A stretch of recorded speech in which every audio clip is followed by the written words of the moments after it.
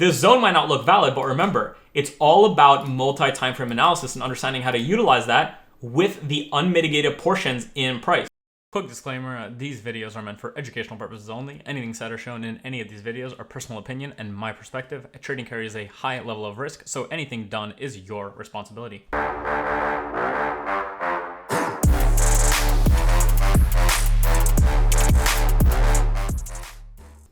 Hey, how's it going, guys? Welcome back to mentfx, and in this video, we are going to be talking a little bit about the one-on-one that I actually just had with a member in the mentorship. So excuse all this stuff on the background here. It's not that important, but we're just going to go deep and dive into the current week that we've experienced and some psychological issues that a lot of people find when it comes to trading. And we're also going to delve deeper into the 3-box methodology understanding to see how you can utilize it in your own trading. And so as you all understand, the way we get involved in the market and the way we think about it is that the composite man controls most of the orders in the market. And as the composite man looks to get involved, that is viewed from an algorithmic perspective that allows it to be fractal in nature from the very highest to the very lowest time frame, which means that any one impulse or any one creation of a structure is going to put in motion a potential continuation of that structure. And in some cases, based on the sessions you're trading, is going to put in multiple smart money based accumulations or distributions during that time that will then proceed to fall off the face of the earth or climb to the top of Everest, right? And with that is going to be met liquidity runs on the top side in the form of bullish liquidity runs, and on the bottom side in the form of bearish liquidity runs. And the way that you know which high or which low is going to get ran isn't by adding things to your system. It's by taking a system, taking the rules out of it, and then applying that system and recognizing that those rules are going to create sections in your trading where there are going to be beautiful prolonged moves. In other cases, moves that are going to be consolidating and not as beautiful. And in even some cases, moves that are just going to be kind of iffy, back and forth, a lot of break even. In terms of structural moves, giving you inefficient price action, thereby giving you valid unmitigated supply and demand zones. Why are they valid? Why are they considered unmitigated? Because they are left behind with this little inefficiency that you see right here, which basically means to us that not enough sellers or buyers were able to get on the books, right? So if someone that looks at a DOM or an order flow book or any of the MetaTrader accessible or NinjaTrader accessible order flow booklets that show you liquidity, right? It doesn't really matter where you're doing this, or if you're worked at a prop firm, what you're going to see in these areas is a lack of those orders. Similarly, if you're someone that uses volume, you're going to see that lack of volume there. If you use a volume profile, right? So we can go like, what is it? Fixed range, right? If you use the fixed range volume profile and you go from around this high to this low, you're going to see, as you can see, less volume in those areas, which means that those orders need to be fulfilled. And those are all seen with this very simple price action candlestick based setup, right? As we like to teach here. So you just have the candlesticks that show you what's going on. You see the lack of orders and inefficiency and orders not being filled and not mitigated in the form of smart money leaving that behind with the supply zones, which, by the way, we talk about how to refine and how to view and how to actually show on the chart on this private on this free YouTube channel, as well as in the private, where we delve much deeper into the rules behind actually viewing supply and demand zones, and also with the idea of how absorption can be utilized, where you still allow for a portion of that supply zone on top or below to act as another area of liquidation. Because what happens a lot of the time, and I'm sure you've experienced this, is demand zones will form like this, right? Price will come down, wick down through maybe all the lows, right? And then begin going long and continue running that structural point. And we have specific ways that we view this in the private mentorship, but just to make it easy on you, you want to utilize the rule of a wick versus a body. You know, if you see a body come under here, usually that's what I like to call displacement. I have a free video on that on the public YouTube channel. Check it out. It's called displacement. Otherwise, if it just wicks below and then starts going, right, and on that time frame that you dissected that valid demand zone or supply zone on, so in this case you have this valid supply zone right here, we've dissected that supply zone because of the one, structural break, 2, the structural break on the top side that's now bearish, 3, the inefficiency and unmitigated price action, and 4, of course, we know on a lower time frame there is algorithmic order flow there that is inefficient and needs to be mitigated, with the continuations in the form of a 3-box methodology, which we teach on this channel, in the form of impulse, SND, confirmation right in there, and then you want to take that lower, right? So a good way to think about absorption is to allow for a price to still reach above a certain high or low in a given continuation. So if you're bullish on something, right? So let's, for instance, show you a really good example of this. because I think I had a trade very recently where we kind of had, yeah, so right here is a great example of that, right? So in this example, you have this bearish break of structure to the downside. This is actually this week. We called this out in the webinar. I'll actually show you guys that at some point. Maybe I'll have it play right now. Euro USD, we had the sells down. Those played out beautifully last week. Then we had the buys that we were looking for. Buys started playing, came back to break even, broke down in structure. So we still have this weekly zone, which is still part of this big range right here. But we can't just always just be bullish because of that. So we're going to jump down here. Daily is still bullish technically, but I don't see a nice zone to use here. So I'm not going to force anything there. I'm just going to jump down, maybe a 6 hour, right? So 6 hour just broke down, 8 hour just broke down, 4 hour just broke down, right? So everything just broke down this structure, which means we're mitigating this S&D. Or you could call it this big S&D, whatever. So start of the week, I actually would just look for sells down into this low right here to keep that move down, right? So if you saw that just now, then you know that we outlined this in the webinar where we're looking to go short from. And basically, you can see this zone right here, right? So again, a wick is its own supply zone on top or below a candle based on whether you're bullish or bearish. And in this case, clearly, the break to the downside is bearish. We're displacing to the downside in the form of candlestick breaks. And now we're looking to confirm this with the supply zones at the top side. Now, you could have used this larger supply zone. As you can see, there's a little inefficiency right here from this wick to this wick to this wick. And if you highlight this entire candle, this is technically your entire supply zone. But the problem with doing something like that is if we take like a fib, for instance, of this, right, we're utilizing more than even 50% of this entire zone, right? We're just using a very big zone, which means we either need to A, confirm on maybe a 5-minute or 15-minute, a time frame that, is not going to give you so many entries. Because what I've also seen a lot of people do is if they have a supply zone drawn out like this, right? Let's say this is what happened right here. Here's a supply zone.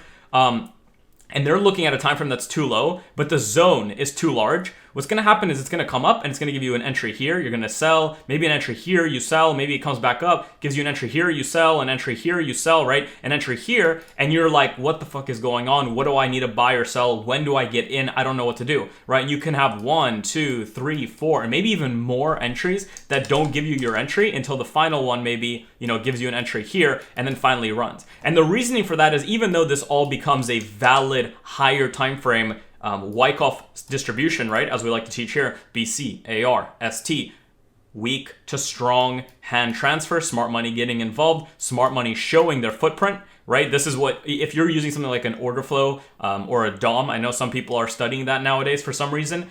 You can still see it all in the actual chart, but what you're going to see is when this footprint right here occurs, that DOM is going to also read and show you those sellers coming in, and that's smart money laying in where they understand they're clearing liquidity on top side and mitigating a very important area that was created prior, right? And as we break down in that and we displace to the downside within that Wyckoffian distribution, any signals, any patterns are going to show you that bearishness is coming into the market if that's what you're looking for, right? But you can see that you'd be basically tricked out of all of these moves, which is why when we have a zone this large, what we do at mentfx, and what I teach my students to do, is to take that zone and find a way to refine it that makes sense in terms of still a valid supply zone. And even though it might not get tapped, the fact that it might get tapped is enough to allow us to refine that. That way we don't have to experience the multitude of losses that could occur before we hit that zone. So similarly, right, if we were looking at this on a lower time from here for that Wyckoff distribution or for that weak to strong hand transfer or for any of the exclusive things taught in the mentorship like the double MB or the triple M or the CS entry, which I know a lot of you have been using and completely killing it with, well, then you're going to be selling multiple times beforehand. And that doesn't mean it's bad, right? You might take, let's say, -5 on the way up. And then when you catch this down, because of the low time frame you're using to confirm, you might be looking at like a +20 or something higher as it comes to run this low. And then you can, of course, hold on as it keeps on going lower, since we do have the lower side targets, and we've had that for a while in the mentorship.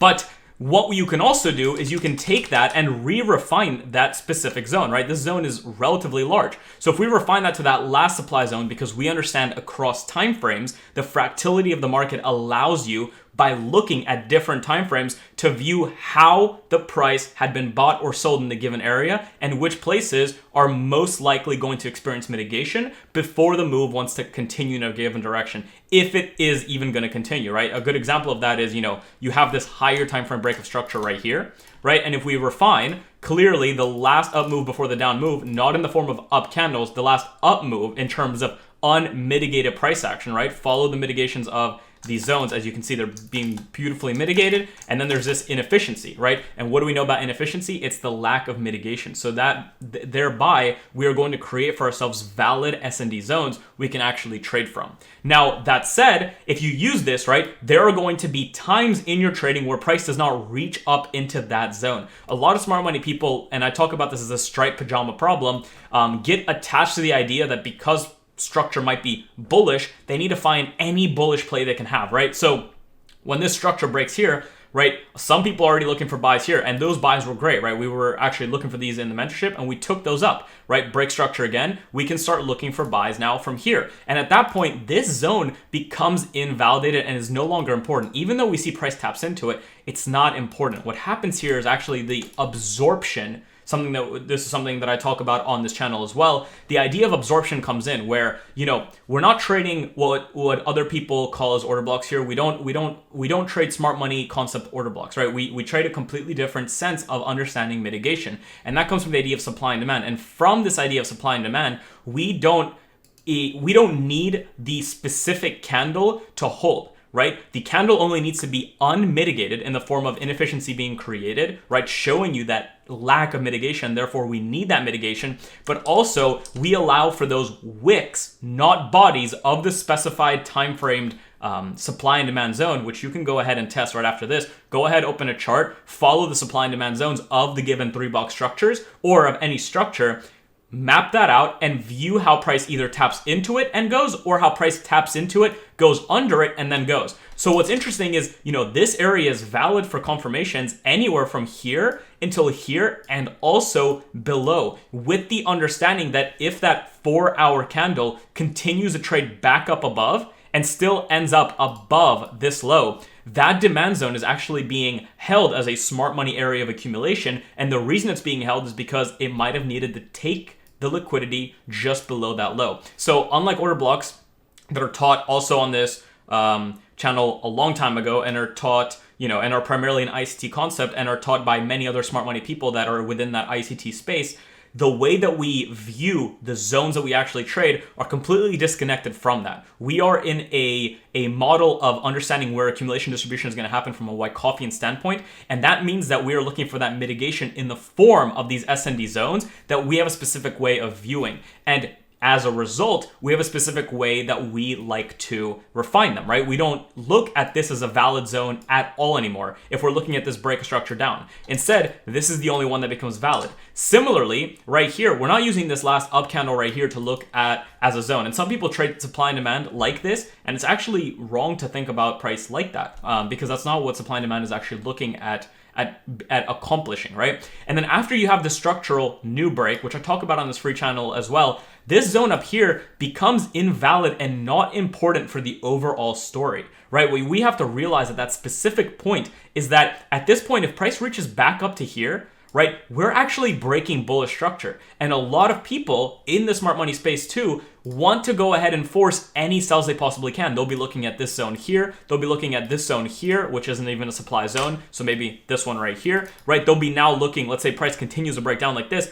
at this zone right here, at this zone right here, right? And again, what you have is this striped pajama support resistance mentality, which is again, approaching smart money and the way we view structural plays, order flow plays, and continuations from a mitigation standpoint the wrong way, right? Because the second we begin to break higher, we're missing the fact that there are these new bullish moves that we want to get involved in, and instead your eye is fixated once again on these random points in time that stand no bearing. The only bearing these points may have is some mitigation that will then be traded through. This is why a lot of people get stuck on the wrong side, even with smart money concepts, right? What happens is they see this, get in a good entry, right? They see this, they get in a good entry. Maybe they see this as a break of structure here because they're not taught properly. So again, consider this idea of absorption. Let it sit in your mind, and then you can utilize it in the future as you begin to see this in price, right? And then what happens is, maybe they don't get an entry here or here. And what happens is they begin to get frantic and they want that pullback. So they start watching here for a demand, right? Comes up. They're like, okay, maybe I can trade it. Doesn't get there. Okay, demand here. Okay, maybe a demand in this wick. Okay, maybe a demand right here. Maybe they get an entry off of this, right? It barely runs the high, starts going lower. And at that point, instead of fixating and changing their mind and changing their ability to look at structure and price as a bearish move, they begin to fixate on this bullishness, right? So when price gets here, they see this bullishness and think they're ready to go and run this new high. They see this wick come into the zone, which on a lower time frame we know is going to look like what, right? On a lower time frame, it's going to maybe look like some weak to strong hand, but then what is going to happen? It's going to come in, come up a little bit, fall off the face of the earth. Exactly what happens here. And they're still expecting what? This move to new highs, right? It comes down, it hits this demand zone now, right? What does it start doing? Starts going bullish. Now, it's not wrong to look for buys there, but once again, you can see how everyone is trying to, because of the fact that you had this bullish impulse here, everyone is considering any movement back to any of these zones as a potential new higher low, right? Even retail in this case, because they're unable to fixate on the direct and most immediate price action and most immediate structure that's currently available to you and shown to you on the actual chart. Now, when you're doing that, you're able to actually watch this move play down, have your refined zone, and trade from that refined zone. Have that new play from that zone, have that new refined zone, have price come up to it, absorb portions of it, because again, we're not trading order blocks here, we're trading supply and demand. So even though it does reach above a zone, it does not invalidate that zone for us. It's something that's really important to understand and something that sets us apart from the way that other smart money individuals like to view the market, right? Then we break down once again with the 3-box methodology, right? Break down, then we want to refine that. Now again, notice this, it's hard to refine. We don't exactly know which area you may want to go for. At that point, I actually switched to the 6 hour. So let me go to the mentfx trade ideas here. I'm going to show you guys when I sent this out just so you guys know. Oops, here we go. So let's enlarge this a little bit right here, right? And let's go up to when that was originally sent so you guys know. This was all UJ. Don't worry about that. Hopefully this loads. That'd be pretty nice. This is all UJ, right? Yeah, this is all UJ.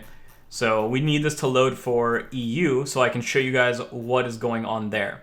Now if we go up, this is all this week. So here we go, right? Got a new EU POI is what I wrote at this point, right? So if you take a look at this, let's open this in the original so you guys can see it on a larger screen. There you go, right? So this is a 6 hour. You can see prices live right here. You can see the date of this being taken, right? And what we did, this was the start of the week from the webinar outlook, and notice the same thing. This zone was also a refined zone on the 4 hour, and it reached right above it, absorbing portions of it, because this is part of understanding supply and demand. Supply and demand can also have its own absorption above zones, but if you understand and have rules for viewing that, you can still be a participant in that market. As we break down, we again have that zone on a lower time frame that also gets absorbed, but also gives you a beautiful entry, then continues lower. And notice what we had here. I switched to the 6 hour. Why? Is it because the 6 hour is an amazing time frame that shows you everything about the market, right? So here's that Discord send out. And again, to join that, it's just a link in the bio. You can see it at the bottom of the screen. Very simple. If you want to be a part of it, that's great. If you don't, the free is more than enough. Please don't think the free is hiding things from you. Yes, the private has insane depth and has a course and over 150 plus hours of private content, as well as private exclusive concepts and entry criteria that are not taught here, but that does not mean that you can't utilize the stuff here to have a solid grounding and begin to grow as a trader from here, right? It's all possible.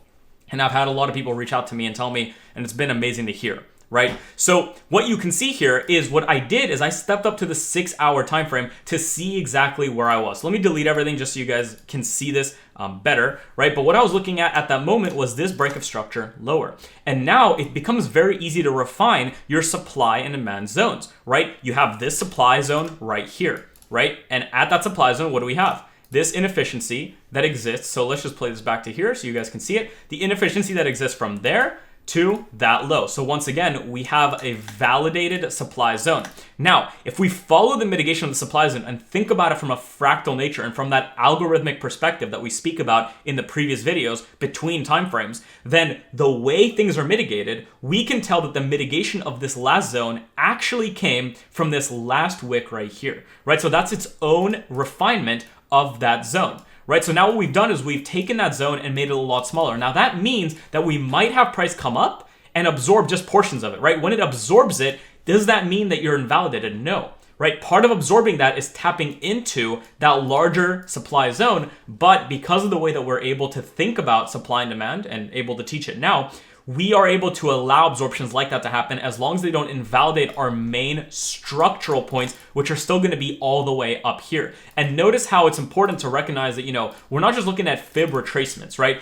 A lot of people will teach you to look at fib retracements somewhere up here, right? Maybe look at this volume imbalance, maybe look at this up candle, right? None of that is valid to us. If we follow the mitigations, all of this has been mitigated. Nothing has been left to not be to be mitigated in the future. So if we follow that mitigation, sometimes you're going to see the valid supply or demand zone be at the 50%, at the 40%, at the 60%, 70%, 80%. It could be at all. It could be in all different areas of that fib. So that's why we don't use fib for anything like that. We only use fib to re-refine certain areas. For instance, you know, you could re-refine this by doing something like this, right? And then have this area as your refined S&D zone. That's also a valid way to view and utilize the way of thinking about S&D. But the overall refinement came to this 6 hour right here. And after that, I re-stepped back down a time frame. So something I've spoken about a lot here, something that you guys should write down and remember is that we don't need to use volume, the DOM, other order flow confirmations,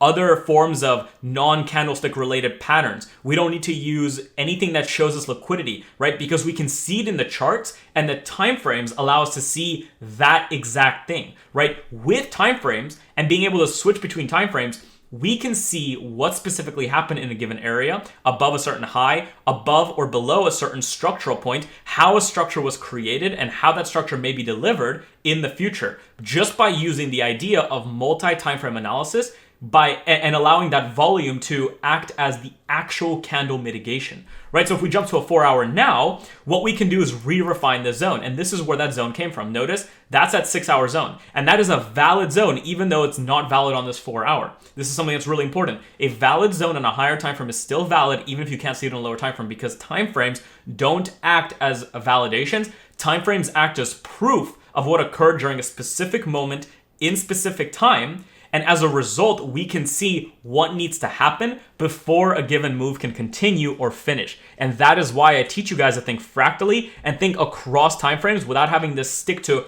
just one time frame, right? Because that doesn't really exist in the smart money sphere if you're actually operating and trying to learn it the proper way.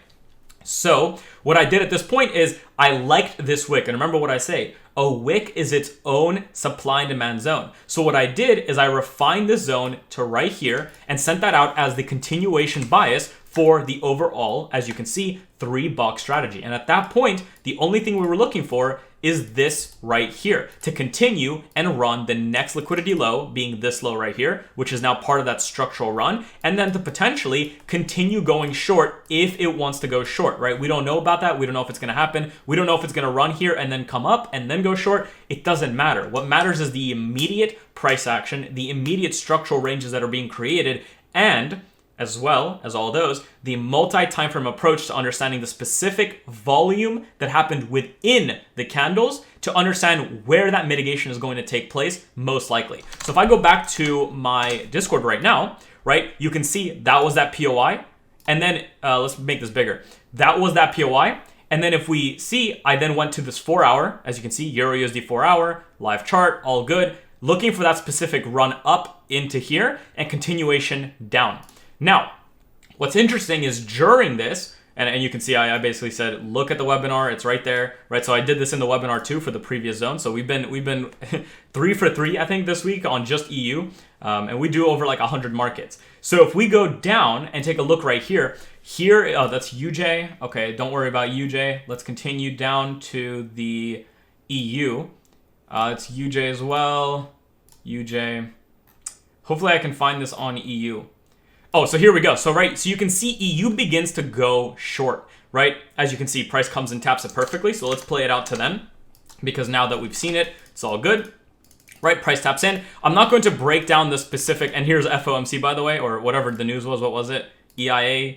Okay, I don't even know what they were. But again, this is great proof, and I've made a video on news telling you guys that news isn't really anything important. News is nothing more than a catalyst for what's gonna happen, right? This move was gonna happen whether the news was good or bad. This is how liquidity works and how smart money looks to get involved, and they show you their hands way before anything happens. Similarly, when you confirm a certain area on the chart and you use that weak to strong hand transfer, right, and you see that breakdown or displacement in price, they're showing their hand because it's all they can do. They literally cannot do anything else but show their hand just before the real shit goes down. And that's where the best smart money traders are able to position themselves before the large fall off. Now, what's interesting though concerning this is you'll see that right before we had a rather interesting run up, right? So if we go back here and go to like a 15-minute, right? Right before that drop off, we had an interesting little run up and break of structure on a lower time frame. And notice what we did during that time. Let me go down a little bit more.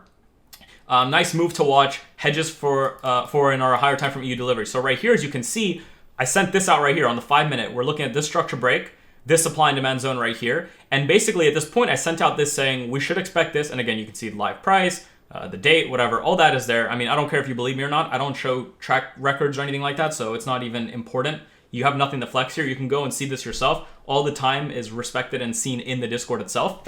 And if you want to be part of it, the description link, all is there.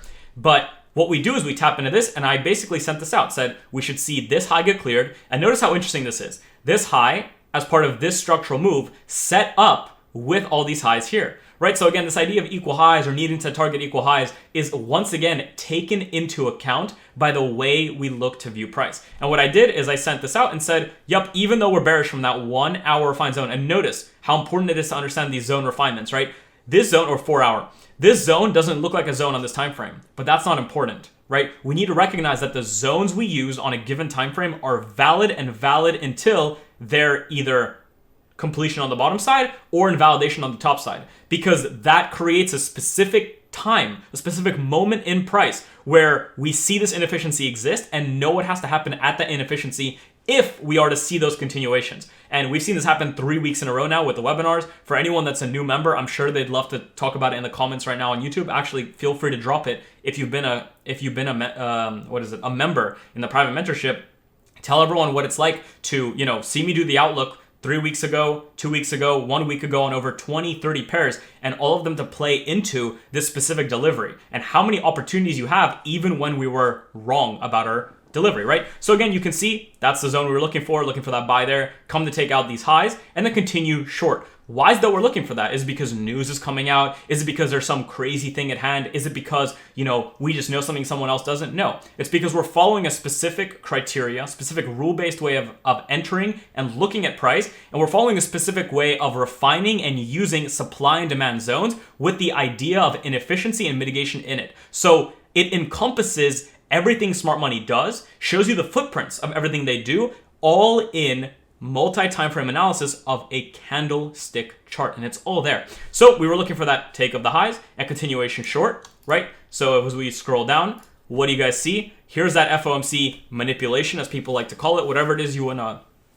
oh wow, these just went out. But whatever it is you want to refer to that manipulation as, hopefully this is still recording, it is. So whatever it is you want to refer to that news manipulation as, right? You have that delivery to the highs, takes out the highs and goes straight short to continue the short from here. And as a little weekly study for my own mentees and my own members, I told them to go ahead and look at and study the evaluation of this from a 5-minute, 15-minute, 1 minute, and even the seconds to see how it is that you could have incorporated entries here from a standpoint of weak to strong hands and entries on the Wyckoff or the double MBs. And some of you will know what I'm talking about. If you don't, mentorship content. Otherwise, stick to something that you know. Otherwise, new, smaller time frame 3-box methodologies. Otherwise, future 3-box method, 3-step box method methodologies, right? Whatever it's called.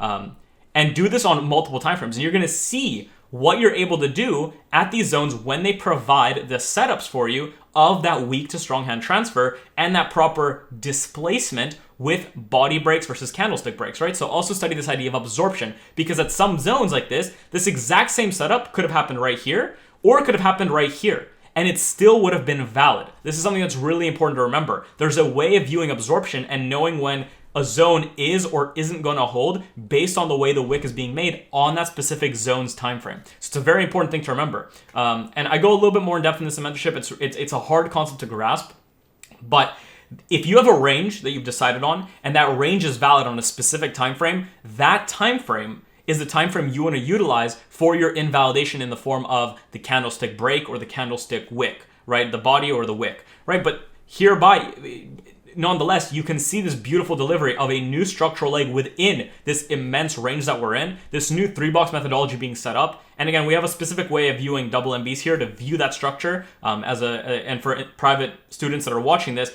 think about institutional structure versus that candlestick structure and how it applies here. And then think about that section 5 double MB. So you'll be able to do that right there. Otherwise, those of you that aren't, use that 15-minute idea, right? So here's that 15-minute break to the top side, 15-minute zone, which now is going to be refined to, as you can see, this wick. So again, this is one of those ideas of being able to refine demand zones. The demand zone isn't this down candle, and it's not multiple down candles. It's not the open of the down candle, right? We teach smart money a different way. So people that have asked me about it, that is not the way that we view it, right? What we view is we follow the mitigations and we find those inefficiencies or non-mitigated price actions in price that happen on a specific time frame. This could happen on a 15-minute, a 5-minute. You can see on the 5-minute, there is no imbalance there or no inefficiency there, but the 15-minute does have one. And why is that still valid? Because like I always say, timeframes don't exist to just for the sake of timeframes or for the sake of invalidating something or validating something. Timeframes exist so you can see exactly what happened